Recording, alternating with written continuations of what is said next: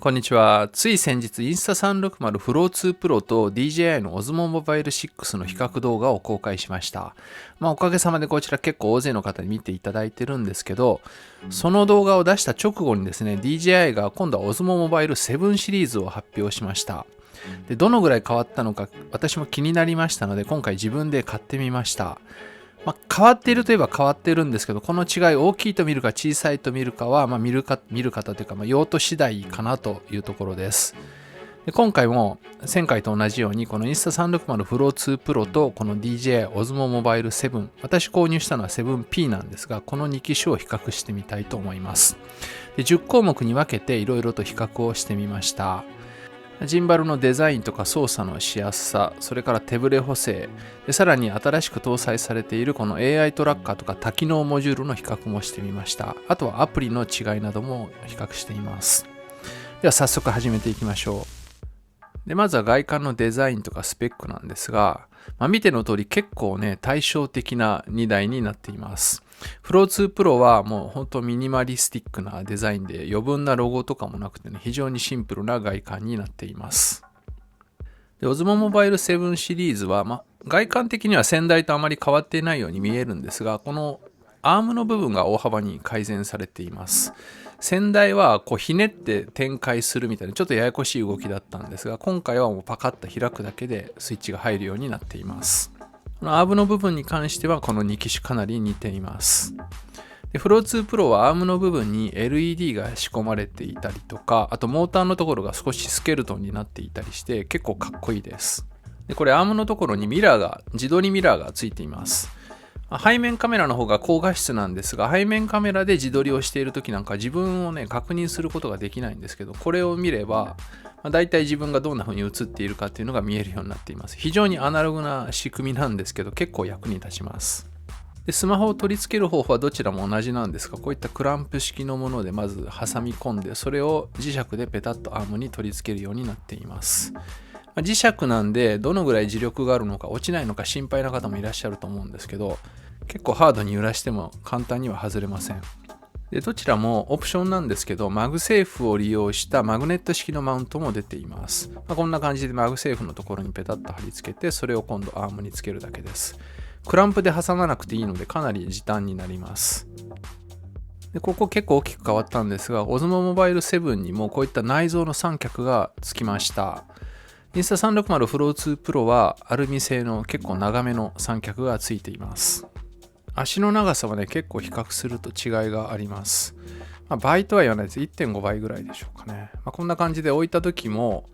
結構安定感が違います。あんまりこの自撮り棒を伸ばした状態ではこういうことをしない方がいいと思うんですけど、本格的に撮影するんであればどちらもちゃんとした三脚を使うようにというふうに書かれています。で、この底面には4分の1インチの三脚ネジがどちらもついています。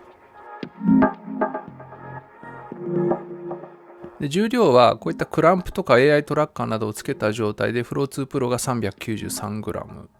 そして OM7P は 369g となっています。で、バッテリー容量はかなり違うんですけど、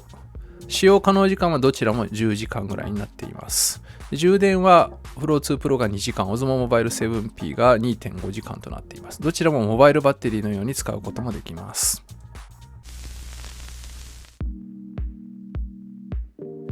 次は操作系の違いですね。Flow 2 Pro はもう1箇所に全て制約されています。これ真ん中がジョイスティックになっています。で、このマークがついているところがボタンになっているんですが、この下の部分はモードの切り替えボタンです。押していくとどんどんモードが切り替わっていきます。で、この周囲のところはタッチパッドになっていて、こういう風に撮影モードの切り替えができるようになっています。で、さらにその周囲ギザギザがついているんですが、ここがですね、ズームコントロールになっています。で、さらに背面にトリガースイッチがついています。それに対して Osmo Mobile 7はこういう感じで全て独立したボタンになっています。一番上がモードの切り替えですね。そして次が録画の開始停止ボタンです。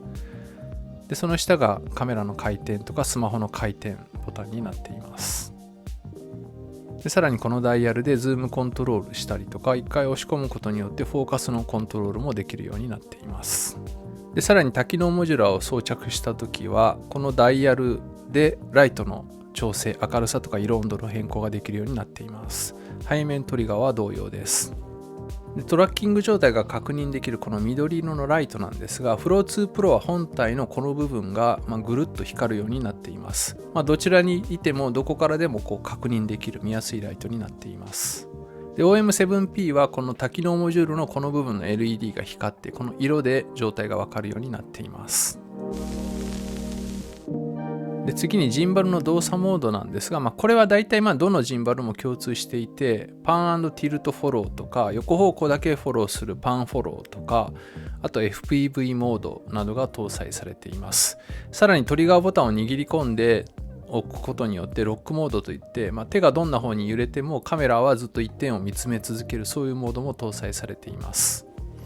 さらに Flow 2 Pro には自動モードというのが搭載されていて、初めて使う方は何選んだらいいかよくわからないようなことがあると思うんですけど、状況に応じて、シーンに応じてジンバルが自動的に選択してくれる、そういうモードも搭載されています。さらにこういう感じでダイヤルやジョイスティックを利用してスマホを回転させるモードも搭載されています。次にジンバルの動作範囲の違いなんですが、 OM7P は横方向ですね、このパン方向はマイナス109度から222度となっています。それに対して Flow 2 Pro は無限にここ回転し続けるようになっています。どこまで回しても止まりません。でロール方向の可動範囲もこのぐらい違いがあります。でさらにティルト方向なんですけど、スマホのジンバルって見ての通りかなり上下方向は可動範囲が狭いんですよね。90度も回ってないんじゃないでしょうかね。でこれ Flow 2 Pro にだけあるんですけど、このネックの部分を引き出してこの部分倒します。そしてさらに90度カチッとひねるんですが、そうするとですね、フリーティルトモードというモードに入ります。でこれが結構すごくてですね、こんな感じでティルト方向がかなり自由に回るようになります。でこんな感じで自撮り棒の先につけてぐーっとジンバルを上げていきます。クレーンショットみたいな感じになるんですけど、映像に変化をつけたい時などは非常に便利に使えるモードになっています。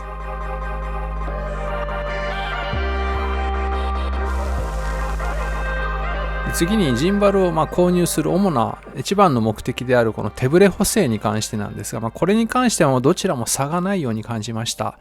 こんな感じで自撮り棒の部分を伸ばして思いっきり走りながら子供を追いかけてみたんですけど、気になるような差はありませんでした。ジンバルが登場してかなり時間が経ってますので、この機能に関してはもうかなり完成しているんではないかと思います。で次に自動追跡機能についてなんですが、最近のスマホジンバルにかなり普通に搭載されるようになってきたこういった被写体を自動的に追いかけてくれる機能になります。でどちらのジンバルもジンバルメーカーのアプリを使う限りでは、何もしなくても追跡機能を使うことができます。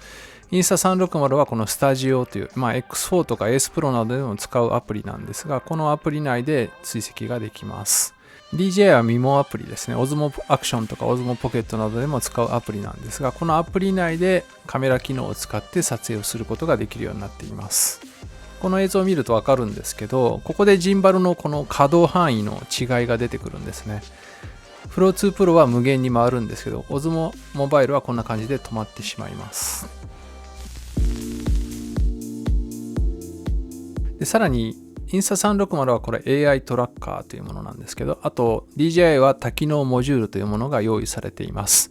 これらを使うとジンバルメーカーのアプリ以外でも追跡機能を使うことができるようになります。さらに Android のスマホでもサードパーティーのアプリを使用しつつ追跡機能を使うことができるようになります。でこの映像は iPhone の標準カメラアプリですね。どちらも iPhone のもともとついているカメラアプリを利用してジンバルの追跡機能を使っている映像になります。でさらにこれ私がよく使っているブラックマジックカメラアプリなんですが、こういったサードパーティーのカメラアプリとかライブ配信のアプリ、音声通話とかビデオ会議のアプリなどなど様々なアプリの中でこのジンバルの追跡機能を使うことができるようになるのがこの AI トラッカーと多機能モジュールになります。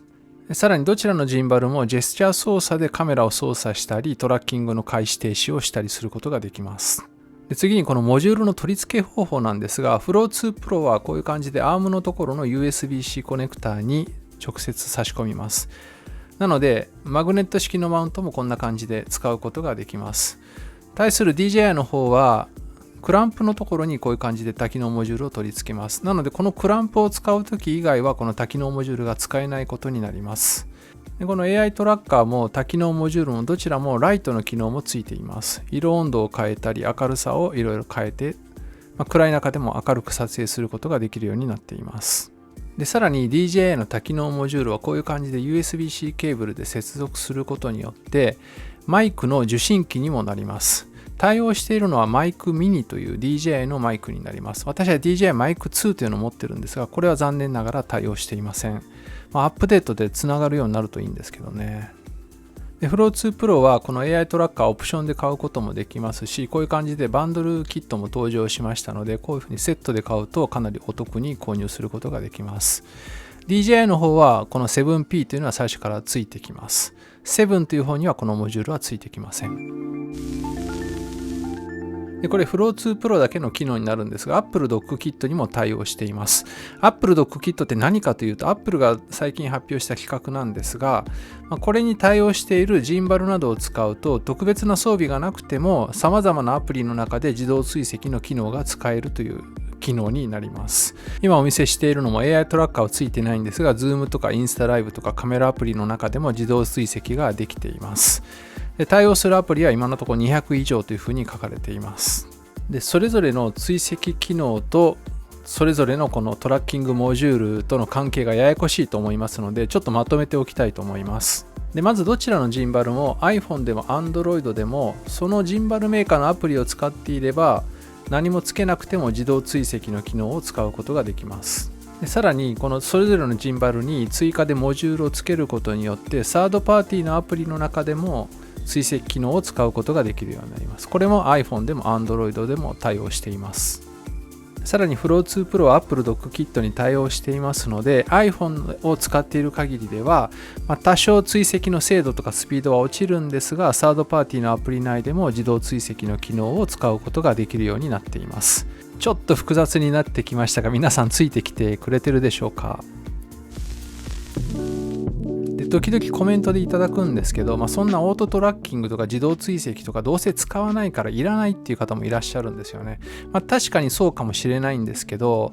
あったらあったでね結構便利な機能なんですよね。使ったことある方ならわかると思うんですけどこの映像のように動き回るものを常に画角の中に収め続けるのってね結構難しいんですよね。で特に初めて使う方はジンバルがあらぬ方向に向いてしまったりとかゆっくりついてくるのでなかなか思い通りに撮影できないっていうこともあると思います。こんなんならジンバルなんかない方が楽だっていうふうに思う方もいらっしゃると思うんですけど、特にねズームした時なんかは手動で撮ろうとするともう画面からねすぐ外れていっちゃうんですよね。でもこういう感じでオートトラッキングを使うと常にこの画面の中のいい位置に被写体を捉え続けてくれるので、やっぱりあればねかなり使える便利な機能なんじゃないかなと思います。ちゃんとしたカメラで撮影する時のように、構図とか動きとかも全て計算し尽くした上で撮影するんであればジンバルも特に必要ないかと思うんですが、うちみたいに子供のファミリームービーとかね撮りたいと思う時も子供ってほんとすごい動きをするので画角の中に収め続けるのって至難の技だと思うんですけど自動追跡を使うといとも簡単にできてしまいます。なのでこの自動追跡をいかに使いこなすかがこれからの鍵になるのかなと思います。でさらにこの自動追跡を便利に使うための応用機能がいろいろありますのでそれも紹介したいと思います。でまず Flow 2 Pro なんですがスタジオアプリを使うとこの自動追跡をより強化することができるようになります。これ三脚に載せている時に使うこのトラッキングプラスっていうのはより俊敏に精度よくトラッキングし続けてくれる機能になります。さらに AI オートズームというのがあってこれはですねどんどん離れていく被写体をズーム機能を使ってだいたい同じ大きさに保ってくれる機能になります。今もどんどんズームの倍率が上がって最大15倍までなんですけどこんな感じで大きさを保ってなおかつトラッキングしてくれます。こんな感じでいろんなものの影に隠れたりしてもまたすぐに追跡が復活します。例えば遠くの方でプレイしている選手をスタンドから撮影し続けるような時にも使える便利な機能になっています。こういった機能は Osmo Mobile 7P には搭載されていなくて最大ズーム倍率も8倍までとなっています。でさらに Flow2 Pro にはプロフレーミンググリッドという機能があるんですが、これは9箇所の中から好きな位置を選んでそこに被写体を置いて常に追跡をするという機能になります。被写体がど真ん中に来る構図を日の丸構図とか言われてちょっと揶揄されてたりしますが、そういったことを避けて変化に富んだ映像を撮ることができるようになります。こんな感じで進行方向歩いている先をちょっと空間を広く開けてやることでより自然な映像を撮ったりすることもできるようになります。で Osmo Mobile 7P にも同じような機能があって、一旦構図を選んでトラッキングしてるんですけど、その状態でジョイスティックを使ってこういう感じで構図を選び直すことができるようになっています。